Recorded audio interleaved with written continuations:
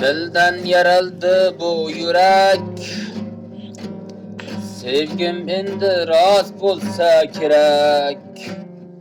Sen menga aytgin bir tilak, muhabbatim namoyon bo'lsa kerak. Sen menga bir so'z aytgin malak,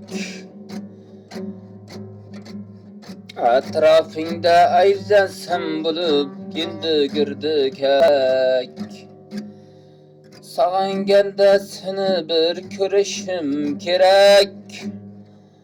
Osmonlarda uchib yurgan qush misoli ey falak. Rostdan aytgin jonim, sevib qoldingmi ey malak? Ey malak.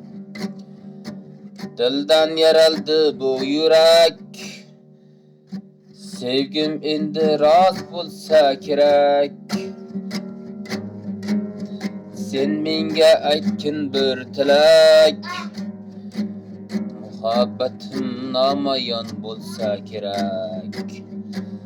Sen menga bir so'z aytgin malak, atrofingda aylansam bo'lib endi girdik hapalak. Sog'inganda sen bir ko'rishim kerak. Osmonlarda uchib yurgan qush misoli ey falak. Rostdan aytgin jonim, sevib qoldingmi ey malak?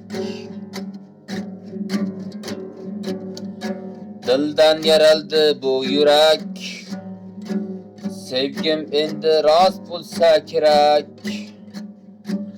Sen menga aytgin bir tilak, muhabbatim namoyon bo'lsa kerak.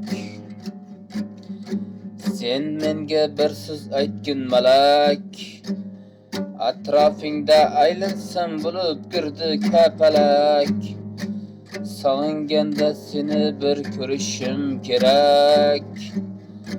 Osmonlarda uchib yurgan qush misoli ey falak. Rostdan aytgin jonim, sevib qoldingmi ey malak? Dildan yaraldı bu yürek,